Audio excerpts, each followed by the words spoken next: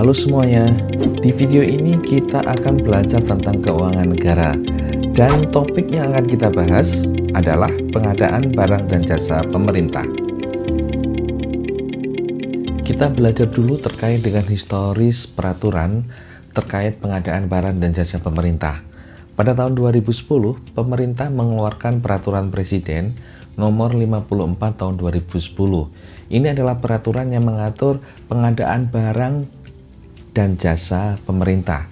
Nah, Perpres 54 tahun 2010 ini sebenarnya menggantikan Kepres 80 tahun 2003 yang merupakan peraturan sebelumnya terkait dengan pengadaan barang dan jasa pemerintah.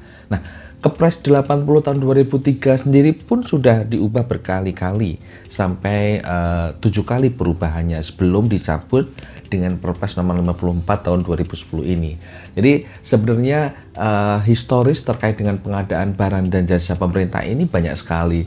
Ada peraturan kemudian diperbarui dengan peraturan yang lain, diubah dengan peraturan lain, dicabut dengan peraturan lain dan sebagainya. Intinya adalah pemerintah ingin praktik pengadaan barang dan jasa pemerintah di Indonesia itu berjalan dengan efektif, berjalan dengan efisien, bisa dipertanggungjawabkan, dan bisa mengikuti perkembangan modernisasi perdagangan, perkembangan IT dan sebagainya. Oke. Jadi Perpres 54 tahun 2010 pun diubah sampai 4 kali perubahannya dengan Perpres nomor 35 tahun 2011. Ini perubahan pertamanya. Ini ada klausul tambahan terkait dengan penunjukan langsung jasa konsultan hukum. Kemudian Perpres 35 tahun 2011 diubah lagi setahun kemudian dengan Perpres nomor 70 tahun 2012. Ini merupakan perubahan kedua atas Perpres 54 tahun 2010. Kemudian diubah lagi dengan perubahan ketiga yaitu Perpres 172 tahun 2014, dan akhirnya diubah lagi dengan Perpres nomor 4 tahun 2015 yang merupakan perubahan keempat dari Perpres nomor 54 tahun 2010 dan seterusnya. Jadi sekali lagi pemerintah itu pengen menyesuaikan pengadaan barang dan jasa pemerintah itu agar lebih efektif dan bisa mengikuti perkembangan zaman, perkembangan perdagangan dan yang lain-lain. Oke. Dan Perpres 54 tahun 2010 ini yang telah diubah sebanyak 4 kali ini akhirnya dicabut. Akhirnya tidak berlaku lagi dengan peraturan yang baru yang dikeluarkan oleh pemerintah, yaitu Perpres nomor 16 tahun 2018 tentang pengadaan barang dan jasa pemerintah atau PBJP. Oke. Dan ini adalah peraturan terkait pengadaan barang dan jasa yang saat ini berlaku di Indonesia. Dan pembahasan kita saat kita membahas pengadaan barang dan jasa pemerintah mengacu pada peraturan ini. Oke, kita mulai pembahasannya.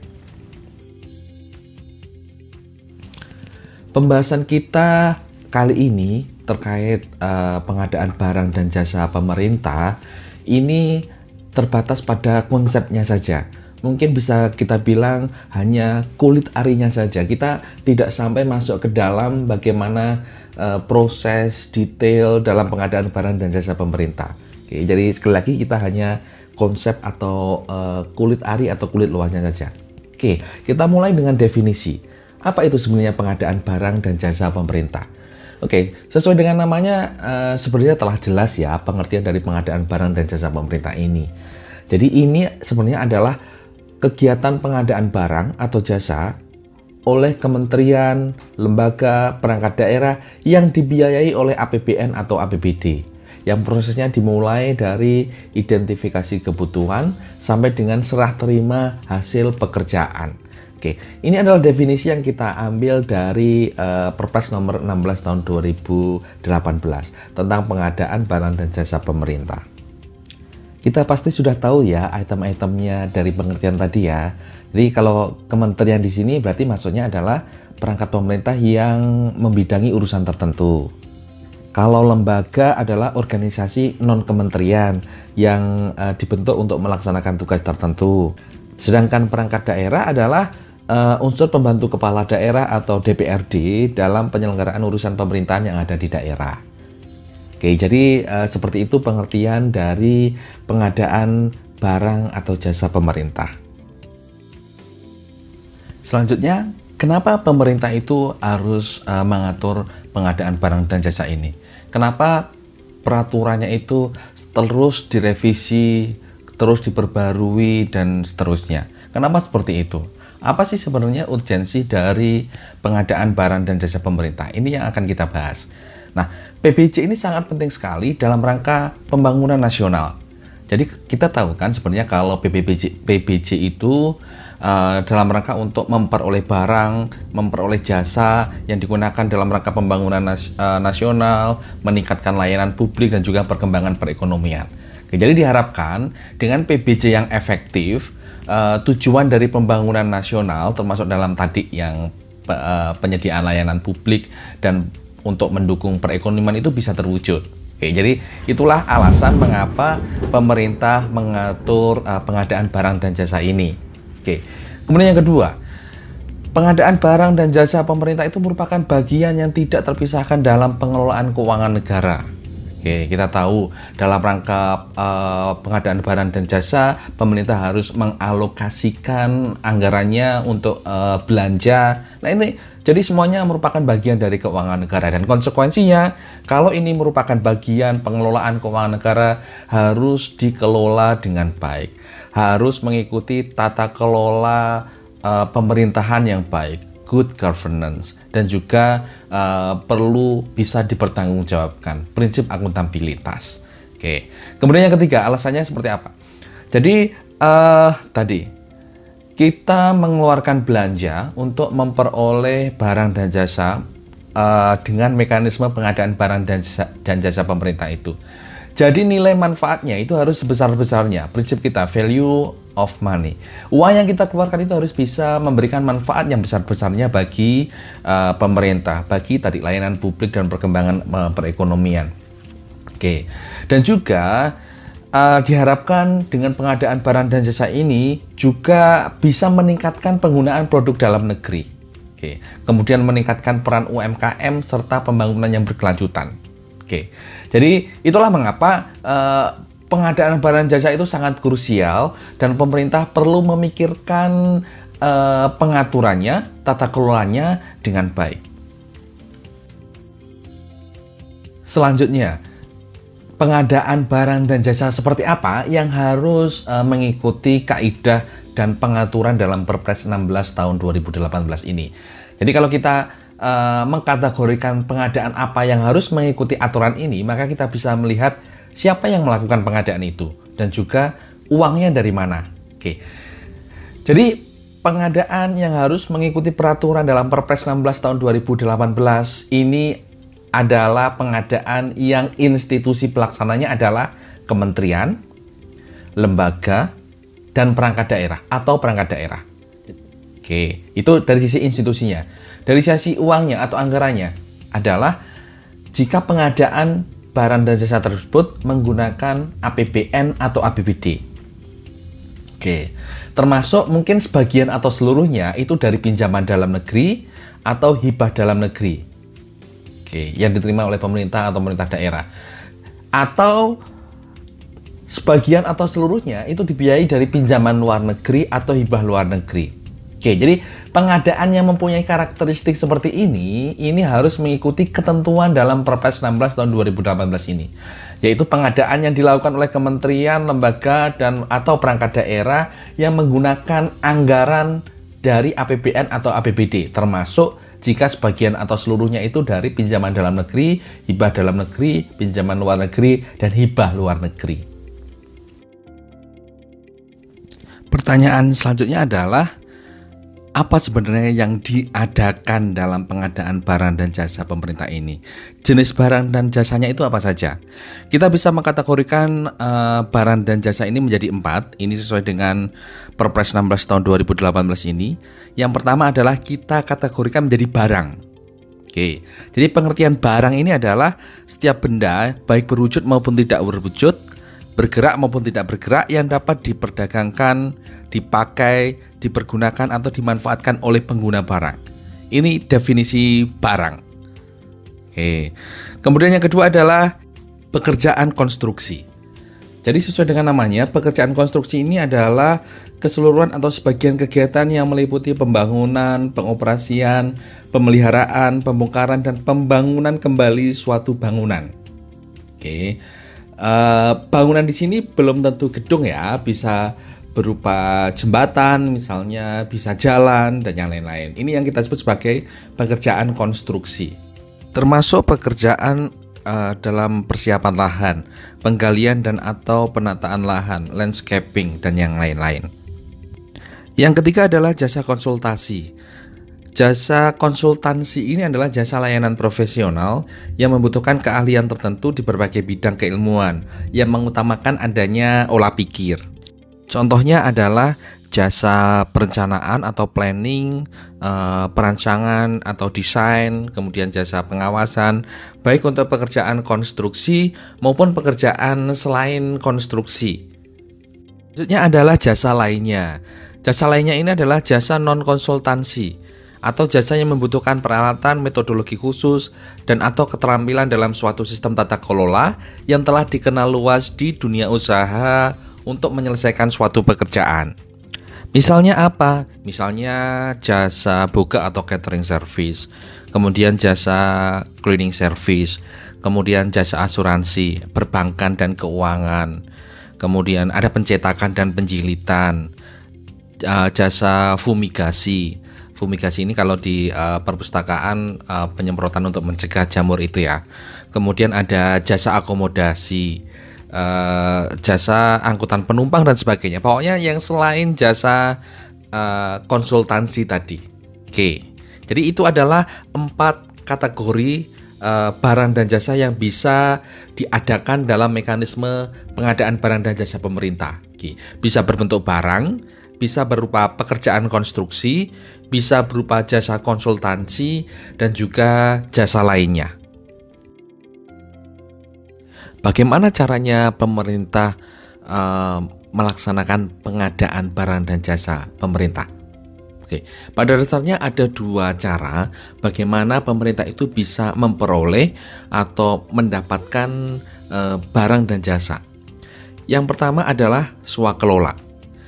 Kalau metode yang digunakan adalah swakelola, berarti cara memperoleh barang dan jasa itu dengan cara dikerjakan sendiri. Oke, dikerjakan sendiri oleh kementerian atau lembaga atau perangkat daerah atau oleh kementerian, lembaga, perangkat daerah lain atau oleh organisasi kemasyarakatan atau ormas atau oleh kelompok masyarakat tertentu.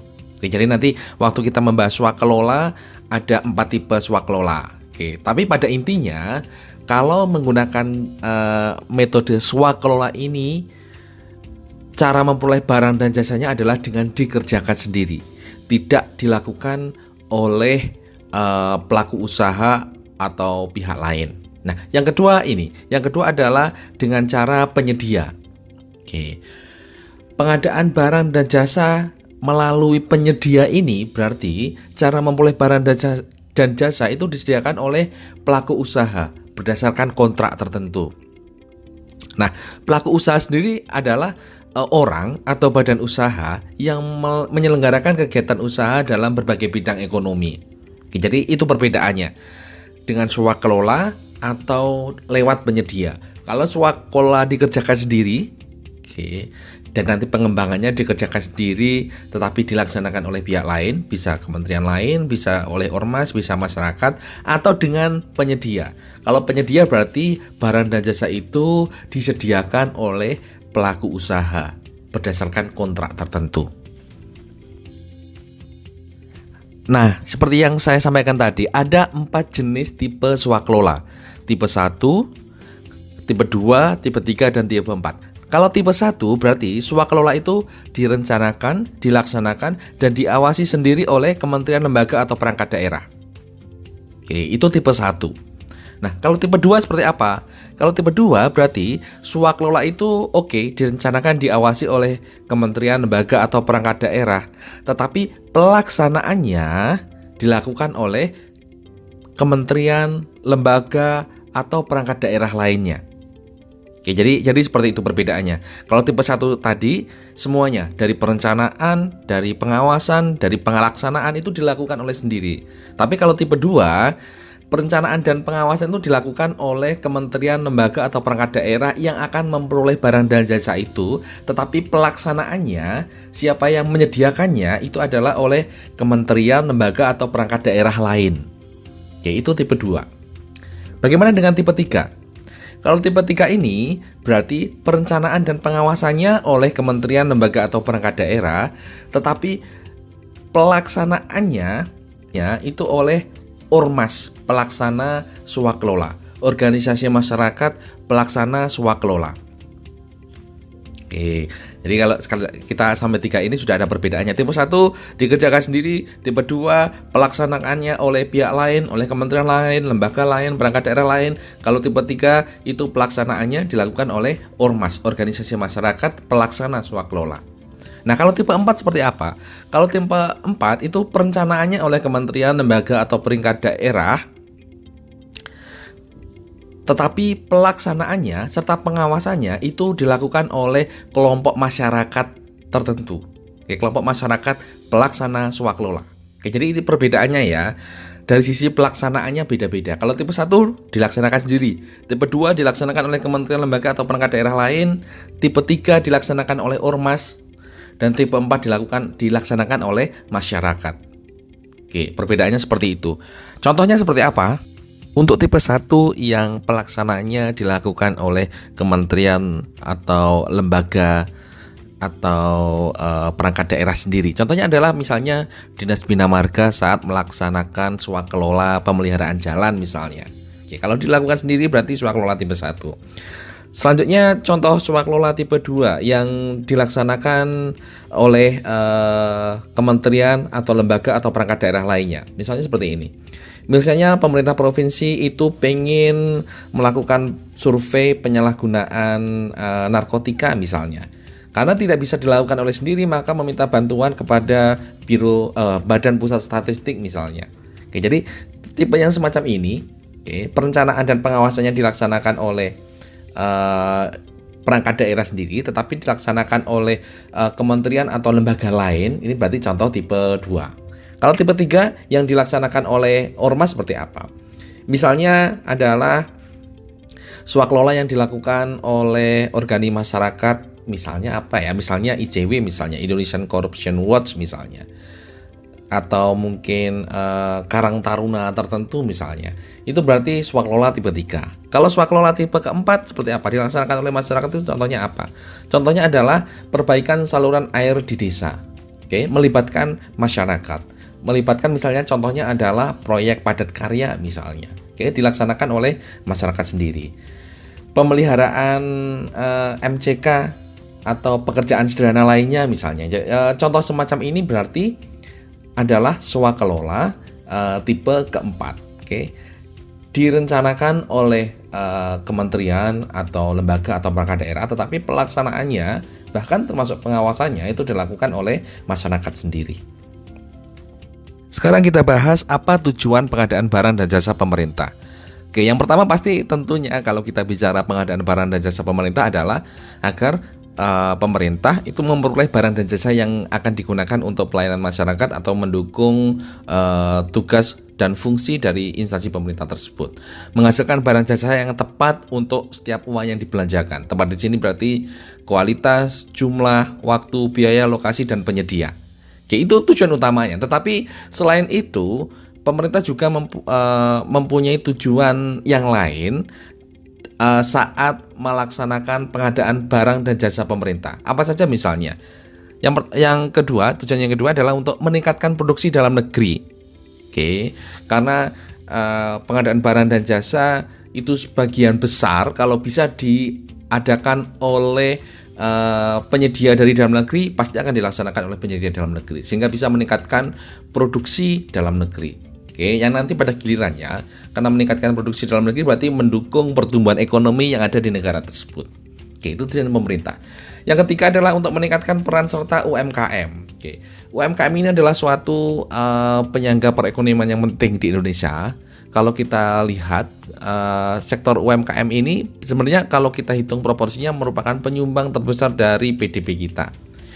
Penyumbang terbesar yang merekrut atau menarik tenaga kerja, menyerap tenaga kerja yang ada di Indonesia. Oke, jadi diharapkan mereka bisa menyuplai barang dan jasa mereka ke instansi pemerintah, jadi bisa meningkatkan peran UMKM ini. Kemudian tujuan lainnya adalah untuk meningkatkan peran pelaku usaha nasional. Oke, pemikirannya sama seperti yang saya sampaikan tadi. Kemudian untuk mendukung pelaksanaan penelitian dan pemanfaatannya, kemudian meningkatkan keikutsertaan industri kreatif, mendorong pemerataan ekonomi, dan juga untuk mendorong pengadaan berkelanjutan. Ini adalah tujuan-tujuan mengapa pemerintah melaksanakan pengadaan barang dan jasa pemerintah. Mengapa harus diatur sedemikian rupa? Karena tadi tujuan utamanya adalah untuk menghasilkan barang jasa yang tepat tadi. Tetapi pemerintah juga mempunyai tujuan-tujuan lain, tidak hanya menghasilkan barang jasa yang tepat, tapi bisa mendukung berbagai sektor tadi. Oke. Bagaimana kebijakan umum proses pengadaan barang dan jasa pemerintah? Oke, kalau kita bicara kebijakan berarti ini adalah bagian dari strategi untuk mencapai tujuan pengadaan barang dan jasa. Tujuan pengadaan barang dan jasa sudah kita ulas tadi di slide sebelumnya. Oke, jadi kebijakan umum proses pengadaan barang dan jasa pemerintah itu apa saja? Oke, paling enggak ada 9 jenis ini. Yang pertama, untuk meningkatkan kualitas perencanaan pengadaan barang dan jasa. Oke, yang kedua adalah untuk melaksanakan pengadaan barang dan jasa yang lebih transparan, terbuka, dan kompetitif. Kemudian yang ketiga adalah untuk memperkuat kelembagaan dan SDM PBJ, pengadaan barang dan jasa, termasuk agen pengadaan. Oke, nanti agen pengadaan itu apa nanti akan kita bahas. Yang keempat adalah untuk mengembangkan e-marketplace pengadaan barang dan jasa. Oke, jadi saat pemerintah mendorong penggunaan pengadaan barang dan jasa secara elektronik, dalam hal yang sama pemerintah juga membangun yang kita sebut sebagai e-marketplace ini. Oke, dan dengan adanya peraturan terkait dengan pengadaan barang dan jasa, pemerintah pengen mengembangkan e-marketplace yang sudah ada ini agar bisa berkembang dan bisa memberikan manfaat yang lebih kepada pemerintah sendiri dan juga bisa mendukung tadi yang beberapa sektor usaha tadi. Oke. Yang kelima adalah menggunakan teknologi informasi dan komunikasi setelah transaksi elektronik. Kemudian keenam adalah mendorong penggunaan barang dalam negeri dan standar nasional Indonesia. Kemudian memberikan kesempatan kepada UMKM, mendorong pelaksanaan penelitian dan industri kreatif, serta melaksanakan pengadaan yang berkelanjutan. Oke, jadi intinya kebijakan umum tadi ini masih ada kaitannya dengan tujuan tadi, karena memang sebenarnya kebijakan ini adalah merupakan bagian dari strategi untuk mencapai tujuan pengadaan barang dan jasa yang telah kita bahas sebelumnya. Sekarang kita bahas prinsip pengadaan barang dan jasa pemerintah. Oke, paling enggak ada 7 prinsip yang akan kita bahas. Yang pertama adalah efisien. Efisien ini berarti PBJP, pengadaan barang dan jasa pemerintah, itu diupayakan dengan menggunakan dana dan daya minimum itu bisa mencapai kualitas atau sasaran tertentu, atau dengan dana yang telah ditetapkan itu bisa menghasilkan hasil dan sasaran dengan kualitas yang maksimum. Oke, itu prinsip efisiensi. Artinya sekali lagi, untuk mencapai sasaran tertentu, dana yang digunakan adalah minimum, atau dengan dana yang ada bisa memperoleh sasaran, bisa memperoleh hasil dengan kualitas yang maksimum. Oke, ini prinsip efisiensi. Prinsip mungkin telah kita pelajari di ekonomi. Oke. Kemudian yang kedua adalah prinsip efektif. Artinya pengadaan barang dan jasa pemerintah ini harus sesuai dengan kebutuhan dan sasaran yang telah ditetapkan serta memberikan manfaat yang sebesar-besarnya. Oke. PBJ harus efektif untuk memenuhi kebutuhan dan sasaran yang telah ditetapkan oleh pemerintah. Itulah prinsip dari efektif. Yang ketiga adalah transparan. Artinya informasi mengenai PBJ itu sifatnya jelas dan dapat diketahui secara luas oleh penyedia barang atau jasa yang berminat serta masyarakat pada umumnya. Oke, tidak ada informasi yang ditutup-tutupi. Saat pemerintah ingin mengadakan barang dan jasa tertentu harus diumumkan secara luas. Oke, tidak ada yang ditutup-tutupi dan kemudian masyarakat juga bisa memonitor di sini, mengawasi dari aktivitas pemerintah. Inilah prinsip dari transparansi. Yang keempat adalah prinsip terbuka. Artinya PBJ itu dapat diikuti oleh semua penyedia barang dan jasa yang memenuhi syarat. Tidak boleh ada pengecualian, tidak boleh ada pilih kasih, tidak ada prioritas, tidak ada kolusi. Jadi harus terbuka, yang diikuti oleh semua penyedia yang telah memenuhi syarat. Prinsip lainnya adalah bersaing. Dengan prinsip ini, PBJ itu harus dilakukan melalui persaingan yang sehat.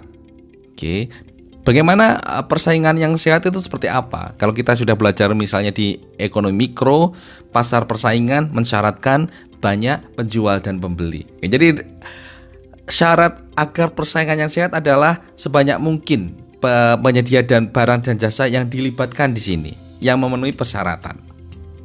Oke, ini prinsip dari persaingan sehat.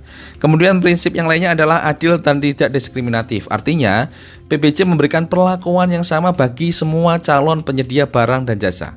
Tidak ada prioritas dan tidak ada yang pihak yang diberi perlakuan yang lebih baik atau lebih besar dibandingkan dengan pihak lain. Tidak ada seperti itu. Semuanya diberlakukan sama.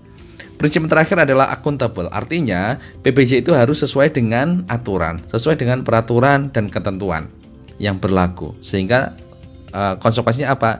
PBJ ini dapat dipertanggungjawabkan. Sekarang kita bahas etika dalam pengadaan barang dan jasa pemerintah.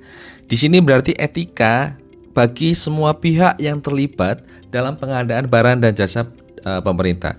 Tidak hanya dari sisi pemerintah, tetapi juga dari sisi penyedia dan pihak-pihak lain yang terlibat. Oke, yang pertama, etikanya adalah harus tertib dan tanggung jawab. Artinya melaksanakan tugas secara tertib disertai dengan rasa tanggung jawab untuk mencapai sasaran. Yang kedua adalah profesional, mandiri dan jujur. Bekerja secara profesional, bekerja sesuai dengan kewenangannya, bekerja sesuai dengan keahlian, dengan ilmu yang dimiliki, dan mandiri serta jujur dalam menjaga kerahasiaan dokumen PBJ. Oke, itu pengertian dari profesional, mandiri, dan jujur. Yang ketiga adalah etikanya adalah tidak saling memengaruhi. Tidak saling memengaruhi baik secara langsung maupun tidak langsung yang nantinya mungkin bisa menimbulkan persaingan yang tidak sehat. Oke, yang keempat adalah menerima dan tanggung jawab.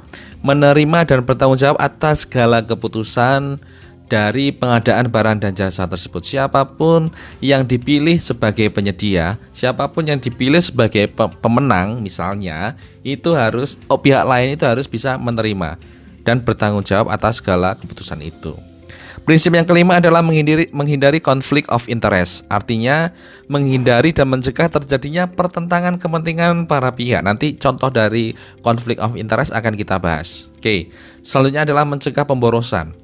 Menghindari dan mencegah terjadinya pemborosan, kebocoran keuangan negara dalam PBJ ini. Karena prinsip kita tadi, PBJ harus dilaksanakan secara efisien dengan biaya minimum bisa mencapai sasaran atau output hasil yang telah ditetapkan, atau untuk mencapai dengan dana tertentu bisa memperoleh hasil yang semaksimal mungkin. Tidak ada pemborosan di sini. Ini adalah etika dari PBJP. Kemudian adalah menghindari dan mencegah penyalahgunaan wewenang dan atau kolusi dengan tujuan untuk mungkin keuntungan pribadi, golongan, kelompok yang secara langsung maupun tidak langsung itu akan merugikan negara. Itu juga harus dihindari. Dan yang terakhir, etika dalam pengadaan barang dan jasa pemerintah adalah tidak menerima, menawarkan atau menjanjikan untuk memberi atau menerima hadiah. Oke, jadi ini baik di kedua belah pihak, dari penyedia maupun pejabat atau panitia. Kalau pejabat atau panitia dia tidak boleh menerima hadiah. Kalau penyedia barang dan jasa dia tidak boleh menawarkan untuk memberikan hadiah. Oke, Tidak hanya hadiah, bisa imbalan, komisi, dan sebagainya. Itu harus dihindari. Oke, itu adalah 8 etika yang harus dipenuhi saat kita melakukan proses pengadaan barang dan jasa pemerintah. Kita saat membahas etika dalam pengadaan barang dan jasa pemerintah menyebutkan bahwa salah satu etikanya adalah tidak ada konflik kepentingan, tidak ada konflik of interest. Oke. Nah, sekarang kita akan memberikan definisi dari konflik of interest itu seperti apa. Oke, contohnya adalah seperti ini. Yang pertama, direksi, dewan komisaris atau personal inti pada suatu badan usaha itu merangkap menjadi direksi, dewan komisaris dan personal inti pada badan usaha lainnya mengikuti tender atau seleksi yang sama. Ini pasti akan menimbulkan konflik of interest, sehingga harus dihindari. Oke. Kemudian yang kedua, konsultan yang bertindak juga sebagai pelaksana pekerjaan. Oke. Konsultan perencana sekaligus sebagai pelaksana pekerjaan. Oke, ini yang harus dihindari karena pasti akan menimbulkan konflik interest di sini. Kemudian contoh yang ketiga adalah konsultan manajemen konstruksi, tetapi dia juga berperan sebagai konsultan perencana. Ini tidak boleh dilakukan. Kemudian contoh yang keempat adalah adanya pengurus atau manajer koperasi, dan dia itu mengikuti tender, mengikuti seleksi, mengikuti proses pengadaan pada kementerian, lembaga, dan perangkat daerah, di mana dia itu merangkap di kementerian atau lembaga tersebut sebagai pengguna anggaran, atau mungkin kuasa pengguna anggaran, pejabat pembuat komitmen, pokja pemilihan, atau pejabat pengadaan. Kayaknya ini tidak boleh karena ini pasti akan menimbulkan konflik of interest. Kemudian contohnya lagi adalah PPK, mungkin pokja pemilihan atau pejabat itu secara langsung maupun tidak langsung itu mengendalikan atau menjalankan perusahaan penyedia. Oke, jadi dia selain menjadi PPK, selain ikut anggota Pokja, ikut anggota PP, dia mempunyai kendali terhadap perusahaan, dan perusahaan itu ikut tender, ikut dan terpilih menjadi penyedia. Ini tidak boleh dilakukan karena akan menimbulkan konflik of interest. Kemudian contoh terakhir adalah mungkin ada beberapa perusahaan yang mengikuti tender atau seleksi yang sama. Oke, dikendalikan baik langsung maupun tidak langsung oleh pihak yang sama. Oke, yang mana sahamnya lebih dari 50% dikuasai oleh pemegang saham yang sama. Artinya di sini dengan keadaan seperti ini akan menimbulkan konflik of interest dan akan mengurangi persaingan yang tidak sehat. Karena apa? Karena perusahaan-perusahaan tadi itu ternyata dikendalikan, dikuasai oleh pemegang yang sama. Oke, jadi hal-hal semacam ini juga harus dihindari.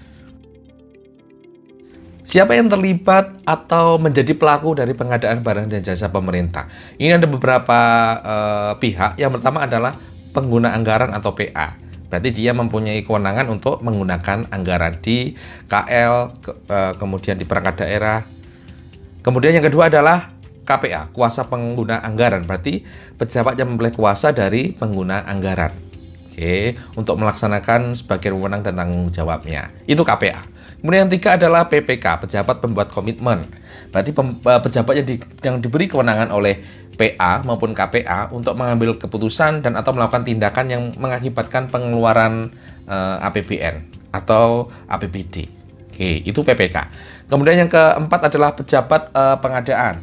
Pejabat pengadaan ini adalah pejabat administrasi, pejabat fungsional atau personel yang bertugas melaksanakan pengadaan langsung, penunjukan langsung, dan atau e-purchasing. Oke, ini adalah pejabat pengadaan.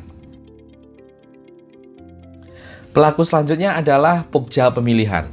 Pokja pemilihan ini adalah kelompok kerja pemilihan, yaitu sumber daya manusia yang ditetapkan oleh pimpinan UKPBJ untuk mengelola pemilihan penyedia. UKPBJ ini adalah unit kerja pengadaan barang atau jasa, yang merupakan kalau dulu merupakan transformasi dari unit layanan pengadaan atau ULP. Oke, kemudian pelaku yang lainnya adalah agen pengadaan. Agen pengadaan ini adalah UKPBJ atau pelaku usaha yang melaksanakan sebagian atau seluruh pekerjaan pengadaan barang atau jasa. Oke, jadi si pelaku yang melaksanakan sebagian atau seluruh pekerjaan pengadaan barang dan jasa itu disebut sebagai agen pengadaan. Oke, kemudian pejabat pemeriksa hasil pekerjaan. Sesuai dengan namanya, ini adalah pejabat administrasi atau pejabat fungsional atau personel yang bertugas memeriksa administrasi hasil pekerjaan, pengadaan barang dan jasa.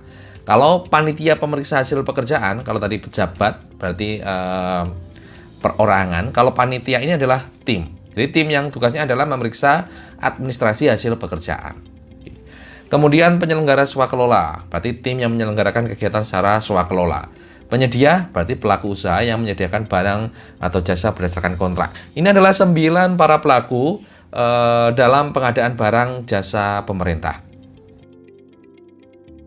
Oke, sekarang kita akan membahas garis besar proses pengadaan barang dan jasa pemerintah itu seperti apa.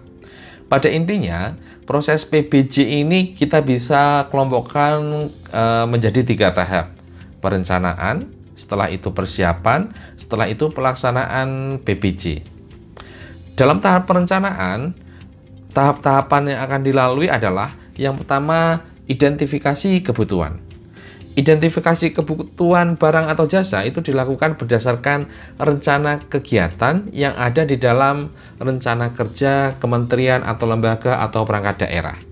Dan ini kapan dilakukan identifikasi kebutuhan? Kalau pengadaannya itu akan dilakukan di tahun depan, berarti di tahun ini itu sudah harus dilakukan identifikasi kebutuhannya. Jadi 1 tahun sebelum dilakukan pengadaan itu sudah harus diidentifikasi kebutuhannya apa saja. Setelah identifikasi kebutuhan, kemudian penetapan barang atau jasa. Penetapan barang atau jasa, ya mungkin jenisnya bisa berupa barang, bisa berupa pekerjaan konstruksi, bisa berupa jasa konsultansi, dan atau jasa lainnya. Termasuk spesifik barangnya seperti apa, itu sudah harus ditetapkan di tahap perencanaan ini. Setelah ditetapkan barang atau jasanya seperti apa, kemudian ditetapkan juga cara pengadaannya seperti apa. Apakah dengan swakelola atau dengan cara melalui penyedia. Oke. Setelah itu ditetapkan jadwal pengadaan. Jadwal pengadaan terdiri atas dua hal. Yang pertama adalah jadwal persiapan pengadaan. Kemudian yang kedua adalah jadwal pelaksanaan kegiatan. Itu sudah harus diidentifikasikan. Setelah itu ditetapkan juga anggaran pengadaannya apa saja. Oke. Jadi kalau kita menentukan anggaran pengadaan di tahap perencanaan ini, maka harus mempertimbangkan 2 hal. Berapa biaya barang atau jasa yang dibutuhkan tersebut, dan juga biaya pendukungnya. Jadi tidak hanya nilai nominal dari barang atau jasa yang dibutuhkan yang akan diadakan, tetapi juga harus memperhitungkan biaya pendukung. Biaya pendukung itu apa? Misalnya pelatihan, kemudian instalasi, administrasi, dan sebagainya. Oke, itu adalah tahap perencanaan. Setelah itu ke tahap persiapan. Di tahap persiapan ini mungkin kita bisa mulai mengelompokkan untuk swakelola dan untuk melalui penyedia. Untuk swakelola, yang pertama dilakukan adalah penetapan sasaran. Penetapan sasaran pekerjaan swakelola. Nanti outputnya apa, hasilnya apa, sasarannya seperti apa, itu harus ditetapkan di sini. Siapa yang menetapkan? Pengguna anggaran atau kuasa pengguna anggaran. Oke. Setelah penetapan sasaran, kemudian adalah penetapan penyelenggara. Siapa penyelenggaranya? Siapa orang-orang yang akan melakukan swakelola ini? Timnya siapa saja? Ini harus ditetapkan. Siapa yang menetapkan? Jika swakelolanya adalah tipe 1, maka ditetapkan oleh PA atau KPA. Jika swakelolanya adalah tipe 2, kita bagi. Untuk tim persiapan dan tim pengawas itu akan ditetapkan oleh PA atau KPA. Tetapi tim pelaksana itu ditetapkan oleh kementerian atau lembaga atau perangkat daerah lain. Oke. Untuk tipe 3, tim persiapan dan tim pengawas oleh PA atau KPA, tetapi tim pelaksananya itu ditetapkan oleh pimpinan Ormas. Sedangkan tipe keempat, penyelenggara swakelola itu ditetapkan oleh pimpinan kelompok masyarakat pelaksana swakelola. Oke. Setelah itu, setelah penyelenggara swakelola ditetapkan, kemudian menetapkan rencana kegiatan, jadwal pelaksanaannya seperti apa, dan penyusunan rencana anggaran biaya atau RAB. Oke, itu untuk swakelola. Bagaimana jika melalui penyedia? Jika melalui penyedia, yang pertama dilakukan adalah menetapkan HPS. HPS ini adalah harga perkiraan sendiri. Oke, yang merupakan perkiraan harga barang atau jasa. Siapa yang menetapkan? Yang menetapkan adalah pejabat pembuat komitmen atau PPK. Oke. Kemudian menetapkan rancangan kontraknya seperti apa, menetapkan spesifikasi teknis atau kerangka acuan kerja atau TOR, Term of Reference, seperti apa. Kemudian juga menetapkan berapa uang muka, jaminan uang muka, jaminan pelaksanaan, jaminan pemeliharaan, sertifikat garansi, dan atau penyesuaian harga. Itu juga harus ditetapkan di tahap persiapan ini. Oke, di tahap terakhir adalah tahap pelaksanaan pengadaan barang atau jasa. Nah, di tahap pelaksanaan ini untuk swakelola berarti swakelola itu dilaksanakan. Kalau sudah selesai ada pembayaran, setelah itu ada selain itu ada pengawasan dan pertanggungjawaban dari swakelola itu. Bagaimana jika PBJ itu melalui penyedia? Maka yang pertama adalah dilaksanakan pemilihan dulu. Oke. Pemilihan ini bisa bermacam-macam, bisa dengan e-processing, dengan pengadaan langsung, penunjukan langsung, tender atau seleksi, atau tender cepat. Ya, ada berbagai macam. Tetapi karena sekali lagi di awal saya sudah menyampaikan bahwa pelajaran kita hanya konsepnya, maka ini tidak kita bahas dan kita bahas di mungkin kesempatan yang lain. Oke, setelah pemilihan dilakukan, pelaksanaan kontrak, artinya pelaksanaan kontrak ini penyedia melakukan tugasnya seperti apa, oke, sesuai dengan kesepakatan dalam kontrak, dan kalau sudah selesai ada serah terima hasil pekerjaan. Oke. Di tahap ini berarti proses pengadaan sudah selesai. Oke, yang saya sampaikan tadi adalah gambaran proses PBJ secara garis besar. Untuk proses swakelola sama seperti apa yang telah saya sampaikan sebelumnya. Jadi untuk proses swakelola terdiri dari tahap perencanaan swakelola, persiapan swakelola, pelaksanaan swakelola, pengawasan dan pelaporan swakelola, dan penutupan swakelola. Jadi tahapnya pada intinya sama dengan yang saya sampaikan tadi. Untuk perencanaan ada penetapan tipe swakelola, apakah tipe 1, tipe 2, tipe 3, atau tipe 4, yang dimana definisinya sudah kita bahas sebelumnya. Kemudian menyusun spesifikasi teknis atau kerangka acuan kerja, dan menyusun perkiraan biaya atau rencana anggaran biaya. Di tahap persiapan tadi kita sudah membahas ada penetapan sasaran, penyelenggaraan swakelola, rencana kegiatan, jadwal pelaksanaan, dan RHP. Untuk pelaksanaan berarti pelaksanaan rencana kerja, kemudian pengadaan bahan, peralatan, jasa lainnya, tenaga ahli, dan lain-lain. Kemudian penyaluran dana sesuai dengan peraturan. Oke, berarti kalau udah penyaluran dana berarti sudah selesai dan udah terlaksana. Kemudian di sini di swakelola ini juga ada tahapan pengawasan dan pelaporan swakelola. Oke, berarti ada pengawasan dan pengendalian pekerjaan, kemudian pelaporan terkait dengan progres atau kemajuan pelaksanaan, dan pelaporan realisasi pekerjaannya seperti apa. Setelah selesai berarti ada penyerahan hasil pekerjaan di penutupan swakelola. Sekarang kita akan membahas pengadaan barang dan jasa secara elektronik. Nah, penyelenggaraan pengadaan barang atau jasa dilakukan secara elektronik itu menggunakan sistem informasi yang terdiri atas sistem pengadaan secara elektronik dan sistem pendukung. Nah, pengadaan barang atau jasa secara elektronik itu memanfaatkan e-marketplace. Jadi sebenarnya e-marketplace ini adalah infrastruktur yang menjembatani kebutuhan kementerian, lembaga, dan perangkat daerah dengan penyedia barang atau jasa. Jadi menjembatani antara demand-nya kementerian atau lembaga atau perangkat daerah dengan supply-nya para penyedia. Dibuat suatu infrastruktur yang disebut dengan e-marketplace. Nah, e-marketplace sendiri itu mempunyai fitur yang terdiri dari katalog elektronik, kemudian toko daring atau toko online, dan atau yang orang biasa menyebutnya sebagai online shop, dengan pemilihan penyedia. Nah, pemilihan penyedia ini yang sering disebut dengan e-purchasing. Katalog elektronik atau e-katalog itu merupakan sistem katalog yang tersedia untuk pembeli barang atau pekerjaan konstruksi atau jasa lainnya secara elektronik. Jadi di katalog elektronik ini nantinya akan memuat informasi berupa daftar, jenis, spesifikasi teknis, kemudian tingkat komponen dalam negeri, produk SNI, harga, dan sebagainya. Kalau toko online sendiri atau biasa disebut dengan toko daring atau online shop, ini merupakan perdagangan barang atau jasa melalui sistem di mana penjual dan pembeli itu dapat melakukan transaksi secara real time. Sedangkan e-purchasing ini merupakan salah satu metode pemilihan penyedia barang atau jasa yang dilaksanakan untuk barang atau pekerjaan konstruksi atau jasa lainnya yang sudah tercantum dalam katalog elektronik. Bagaimana prosedur dalam e-purchasing ini? Yang pertama, PPK atau pejabat pengadaan itu akan melakukan pemesanan barang atau jasa pada katalog elektronik di e-marketplace tersebut. Kemudian calon penyedia itu akan menanggapi pesanan dari PPK atau pejabat pengadaan. Nah, kemudian mereka akan melakukan negosiasi teknis dan harga barang atau jasa tersebut.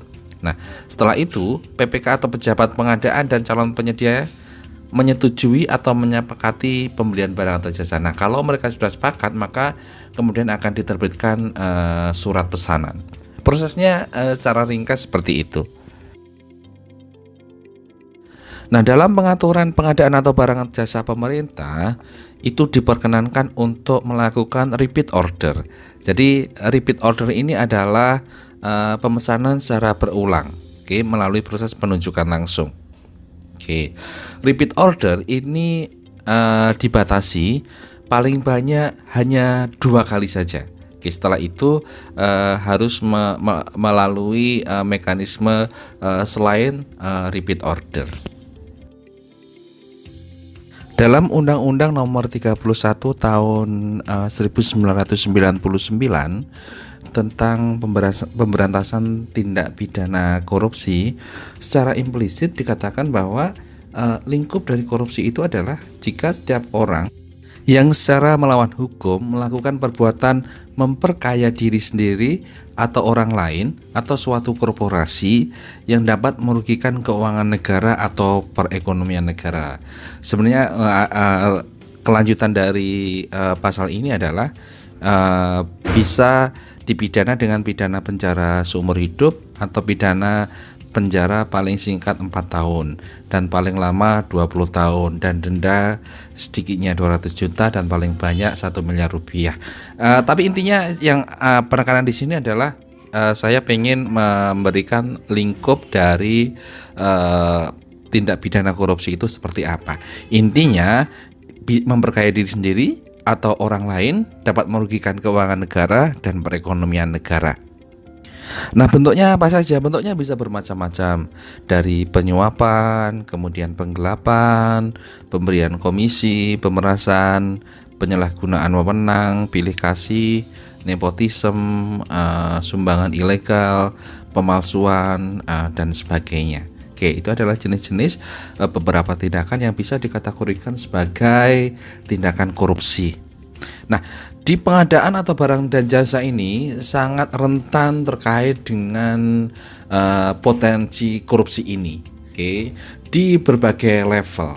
Jadi etika dalam pengadaan barang jasa yang telah kita jelaskan tadi, yang telah kita pelajari tadi harus tetap ditegakkan sehingga pengadaan barang dan jasa itu terhindar dari potensi korupsi ini. Oke, sekarang kita akan mempelajari beberapa ketentuan pengadaan barang dan jasa dalam masa COVID-19 ini. Ini adalah beberapa dasar peraturan yang nanti mungkin bisa dicari sendiri isinya seperti apa. Tapi intinya ini ada suatu tindakan khusus, pengecualian khusus terkait dengan pengadaan barang dan jasa, karena kita anggap bahwa COVID-19 ini adalah suatu kondisi yang darurat. Oke, kita mulai pembahasannya. Tadi saya sudah menyebutkan bahwa COVID-19 ini adalah suatu masa yang darurat. Nah, pengadaan barang dan jasa di masa darurat ini diatur dalam peraturan Kepala LKPP, Lembaga Kebijakan Pengadaan Barang atau Jasa Pemerintah. Jadi di dalam perka tersebut itu ada semacam pengecualian semacam perlakuan khusus untuk pengadaan dalam penanganan darurat. Disebutkan bahwa berlaku pada keadaan darurat berdasarkan penetapan status keadaan darurat yang ditetapkan oleh pejabat yang berwenang dan atau keadaan tertentu.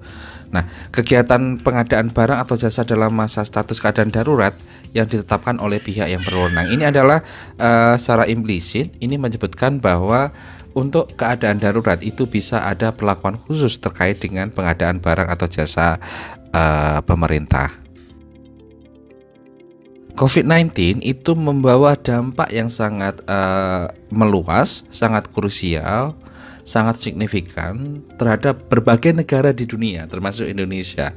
Baik itu dampaknya dari sisi kesehatan, dari sisi sosial, dari sisi ekonomi, kemudian dari sisi keuangan juga. Nah, secara detail mungkin dampak COVID terhadap perekonomian dan kebijakan yang sebagai respon pemerintah bisa dilihat di video saya sebelumnya. Coba di searching aja di video itu. Saya mengulas panjang lebar di situ. Nah, untuk mengatasi dampak dari COVID ini diperlukan suatu tindakan kebijakan yang extraordinary, kebijakan yang tidak biasa-biasa saja, kebijakan yang luar biasa. Nah, untuk mengakomodir kebijakan yang luar biasa ini perlu adanya relaksasi berbagai peraturan pemerintah, berbagai peraturan perundang-undangan. Nah, untuk mengakomodir itu, maka pemerintah mengeluarkan Perpu nomor 1 tahun 2020 yang kemudian telah diundangkan dengan Undang-Undang nomor 2 tahun 2020. Dalam rangka pelaksanaan kebijakan keuangan negara untuk melaksanakan APBN dan dalam rangka penanganan COVID dan atau menghadapi ancaman yang membahayakan perekonomian negara dan atau stabilitas sistem keuangan, dibuat kebijakan keuangan negara dan kebijakan stabilitas sistem keuangan. Nah, pada intinya kebijakan pemerintah ini dilakukan untuk 3 hal: dalam rangka kesehatan, dalam rangka perlindungan sosial, dan dalam rangka untuk mendukung dunia usaha. Nah, dalam melaksanakan kebijakan tersebut, pemerintah dapat melakukan tindakan yang berakibat pengeluaran atas beban APBN. Dalam rangka 3 hal tadi. Yang anggarannya untuk biaya pengeluaran tersebut belum tersedia atau tidak cukup tersedia, serta menentukan proses dan metode pengadaan barang dan jasa. Nih, poin terakhir ini yang kita highlight dan terkait dengan pelajaran kita pada hari ini, yaitu dalam rangka penanganan COVID perlu kebijakan yang extraordinary, dan salah satunya adalah merelaksasi metode pengadaan barang dan jasa pemerintah. Lebih spesifik lagi terkait dengan relaksasi pengadaan barang dan jasa ini tertuang dalam Instruksi Presiden nomor 4 tahun 2020 bahwa untuk mempercepat pelaksanaan pengadaan barang dan jasa dalam rangka untuk mendukung percepatan penanganan COVID-19 dengan mempermudah dan memperluas akses sesuai dengan Undang-Undang Nomor 24 Tahun 2007 tentang Penanggulangan Bencana dan peraturan lain tentang bencana dan darurat. Mempercepat pelaksanaan pengadaan barang dan jasa, itu yang kita highlight. Nah, melakukan pengadaan barang dan jasa dalam rangka percepatan penanganan COVID-19 dengan melibatkan LKPP serta BPKP. LKPP tadi adalah Lembaga Kebijakan Pengadaan Barang dan Jasa Pemerintah. BPKP Badan Pengawas Keuangan dan Pembangunan.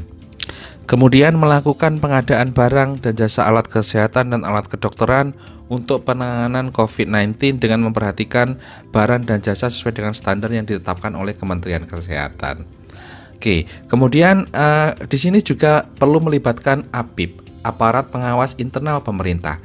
APIP mengawasi dan memberikan pendampingan untuk kegiatan pengadaan barang atau jasa dalam penanganan keadaan darurat sejak proses perencanaan sampai dengan pembayaran. Tadi ada relaksasi, tetapi perlu adanya pendampingan APIP di sini agar tidak ada penyelewengan. Nah, APIP itu akan melakukan audit atas laporan dan atau pengaduan dari masyarakat jika ada penyimpangan dan penyalahgunaan wewenang. Jadi ini adil ya dari dua sisi. Yang pertama ada relaksasi, tapi yang kedua adalah ada APIP, ada pengawasan di sini untuk mencegah adanya penyimpangan dan penyalahgunaan wewenang tersebut.